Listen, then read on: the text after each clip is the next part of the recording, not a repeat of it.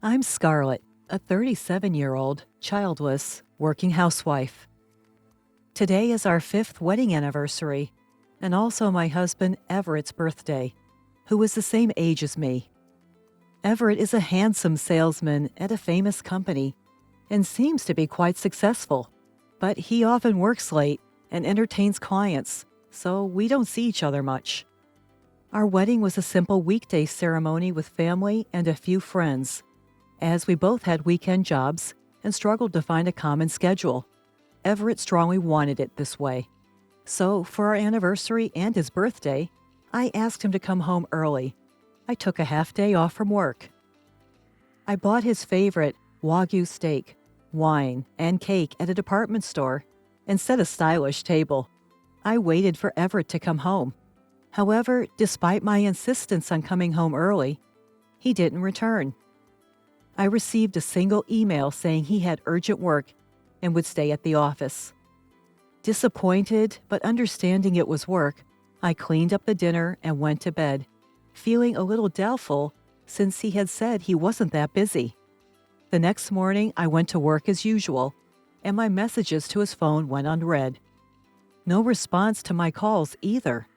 Worried, I called his office and was shocked to learn he had resigned the day before and apparently found a job in a neighboring prefecture. I hadn't heard a word about this. I rushed home and saw his shoes at the entrance. I burst into his room to find him packing his belongings in a suitcase. "What's going on?" In my surprise, I opened my eyes wide and asked him that, and he said, "What, you already found out?" while clicking his tongue and handing over the divorce papers. "What's going on?" With cold eyes, he repeated my question and said, "Let's get a divorce." "Why? What for?" "I'm fed up with you not fulfilling your role as a wife. You prioritize work, don't cook, do laundry once a week, and the room is dusty. I don't need a wife like that." "Wait a minute. For the past 2 years, I made dinner and waited, but you always said you had eaten and didn't eat it. That's why I stopped cooking." "Still, it's a wife's duty to cook and wait. Besides, your cooking is terrible, so I started eating out." At the beginning of our marriage, he used to say my cooking was great. I shuddered at his cold voice and argued that we had agreed when we got married that I would do the laundry and cleaning on my days off, Wednesdays and Thursdays. But he just rolled his eyes and said, "So, I should put up with a dirty room from Friday to Tuesday? That's a joke." "What happened to you all of a sudden?" "I never thought you wouldn't quit your job even after 5 years of marriage. When I got a job offer, I thought it was a good opportunity." "A good opportunity to divorce?" Everett never complained about my work or housekeeping, and there was no sign of him wanting a divorce. "Well, you never noticed how dissatisfied I was. I don't need a wife like that. I rented an apartment near my new job, so I won't be coming back to this room." With that, he pushed me aside, standing in front of the door, and left the house with his suitcase. I stood there dumbfounded, unable to comprehend what had happened. A week later, I attended a high school reunion. I wasn't in the mood to go, but I had already paid the membership fee, and I hadn't been able to contact Everett since then. I was feeling frustrated every day, so I thought it might be a good change of pace. When I went, there were divorced and single mothers among my classmates, and everyone was living strong lives. Until then, I had only hoped for an improvement in my relationship with Everett. But when I thought about it, if we reconciled, I would have to follow him to his new job location. If that were the case, it would be impossible to stay at my current job considering the daily commute, even though it's just in the neighboring prefecture. On the other hand, after working for 17 years since graduating from junior college and receiving a decent salary, it would be almost impossible to earn the same income in the new location. Everett had completely rejected me, and I began to think maybe I should give up. What made it definitive was a phone call from Everett urging me to move. We had been living in a rented apartment, and Everett was a tenant. The lease renewal period was approaching, and it seemed the real estate agent had contacted Everett. "I told them we'd move out in a month, so get rid of everything by then." I'm still living here, and you didn't consult me at all, I complained, to which he replied, I'm the one renting it. I don't need to consult you, in a combative tone. I realized that it was really hopeless and said, Fine, I'll clean up my stuff this weekend or next weekend. Get rid of not just your stuff, but also everything left in my room and the furniture. What? I was ticked off when I heard that. What are you talking about?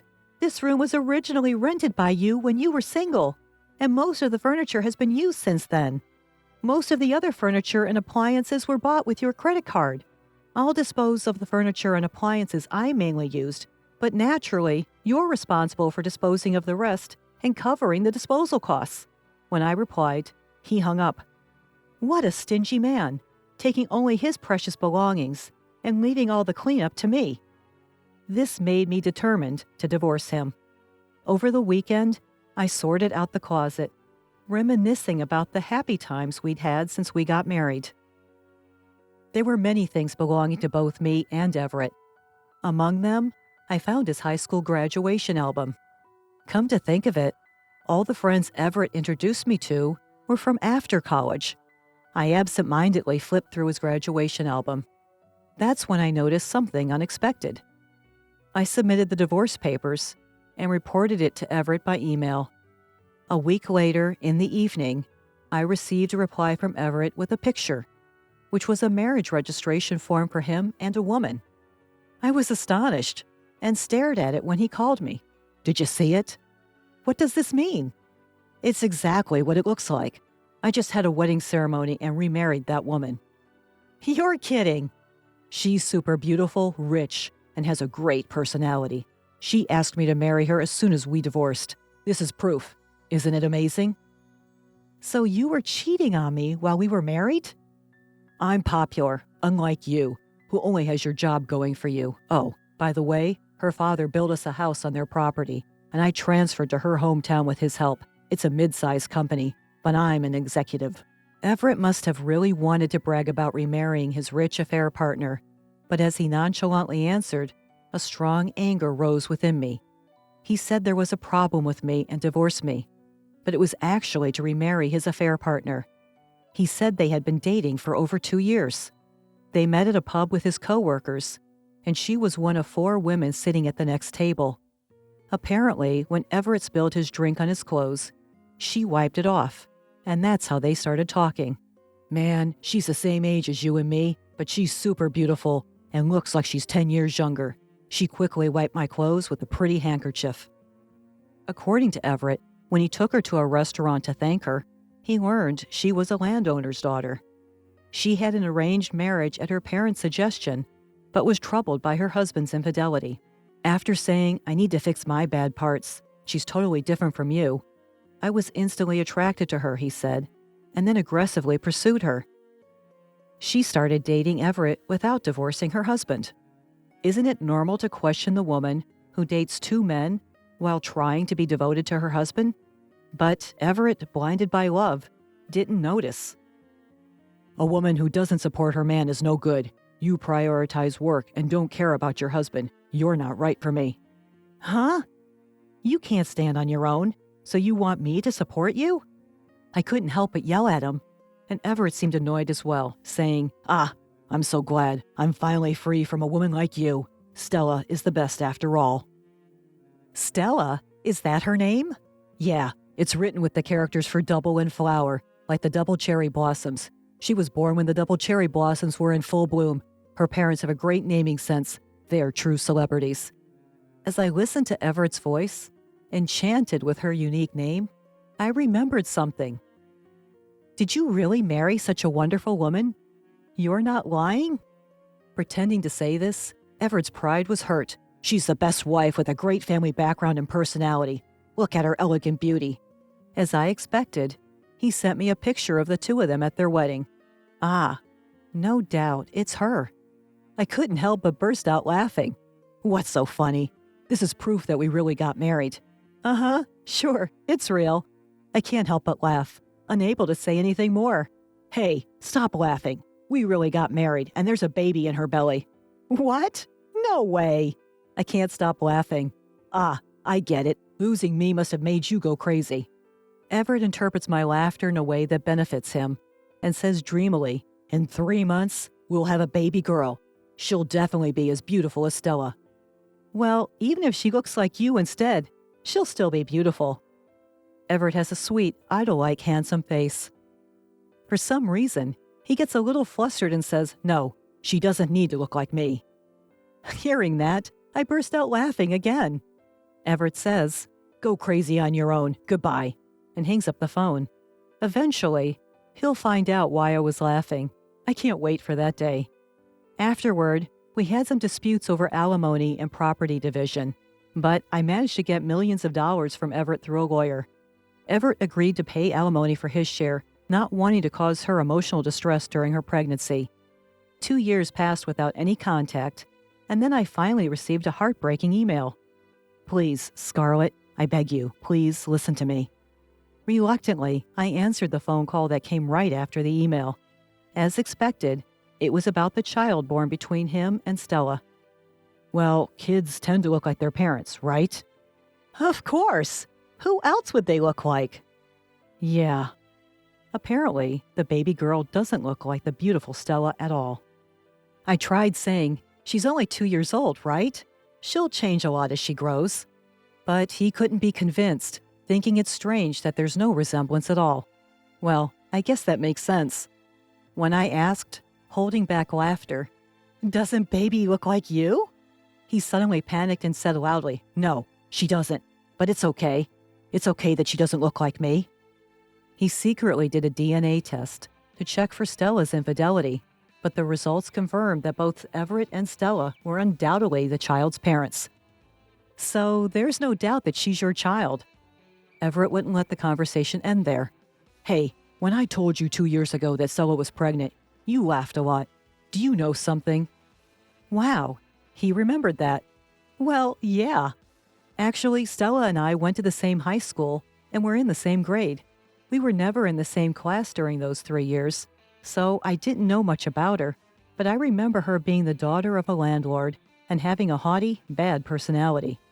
At a class reunion about 2 years ago, the topic of Stella and her plastic surgery came up.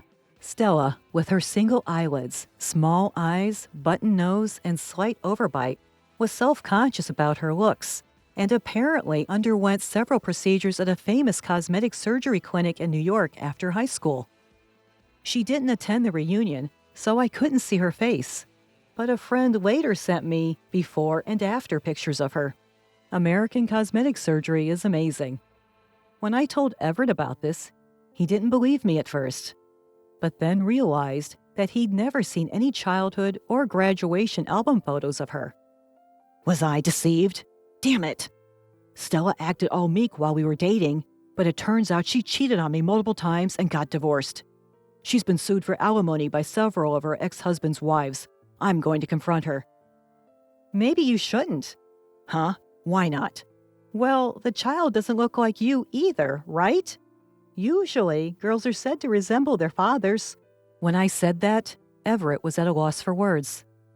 She can't look like you. You've had plastic surgery too. How did you? When I moved out of the apartment we lived in 2 years ago, I found your high school graduation album. You looked like a completely different person, so I was shocked. After seeing that album, I understood why he never introduced me to his college friends, insisted on having a modest wedding, and only invited a few colleagues from work. Everett probably had plastic surgery while he was in college and was afraid of being exposed by his friends at the time. I don't think there's anything wrong with plastic surgery, but you have to consider that your child might look like your original face. What should I do? What do you mean, what should you do? Just be a normal father. The results showed that the child is definitely yours. With that, I hung up the phone and blocked his number and email address. He's such a narrow-minded man, just because the child's face isn't what he wanted. A year later, a friend with a child the same age as Everett's showed me a picture of her child entering kindergarten, and the child was adorable. The child simply didn't resemble the current Stella or Everett. But according to my friend who became friends with Stella, Stella also expected her child to look like Everett after his surgery. My friend has to listen to her complain almost daily, saying I shouldn't have given birth to such a child. Seriously, they're the worst couple ever. And it seems Everett cheated again, so my friend even got divorce advice from Stella. Everett is such an idiot. If he ends up divorcing Stella, he'll have to pay alimony and child support. Plus, since Stella is a rich lady, there's no telling how much money she could get if she hires a skilled lawyer. Furthermore, according to my friend who became friends with Stella, even the local kids know about her plastic surgery, and her daughter is being excluded at kindergarten, being told, "Your mom is actually ugly." It's a relief that Stella's parents seem to love their granddaughter, but it's really sad for the child. Well, it's none of my business anyway. As for me, I managed to rent an apartment in a convenient location for commuting. Now that the distance is shorter, I can do cleaning and laundry after I get home, and I can spend my days off entirely on my own interests. I've deepened my friendship with a divorced classmate whom I met again at the reunion, and I'm enjoying a leisurely and fun life.